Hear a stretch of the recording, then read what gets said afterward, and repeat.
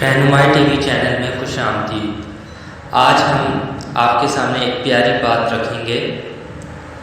فرماتے ہیں کہ انسان اپنی زندگی میں مختلف طرح کے غم اور خوف کا شکار رہتا ہے، جن سے نجات کے لیے وہ کسی ایسی ہستی کی طرف رجوع کرتا ہے جو ان کا مداوع کر سکے۔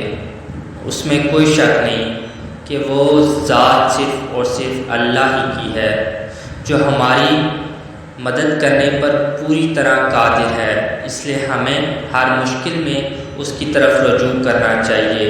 وہ کسی کو کچھ دینا چاہے تو کوئی اس کو روک نہیں سکتا، اور نہ ہی کوئی اس کے فیصلوں کو بدل سکتا ہے۔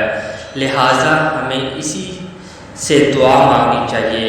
ارشاد باری تعالیٰ ہے، امن یجیب المضطر اذا دعاہ ویکشف السوء، کون ہے جو بے قرار کی دعا سنتا ہے جب وہ اسے پکارتا ہے اور اس کی تکلیف دور کرتا ہے۔ وما علینا الا البلاغ۔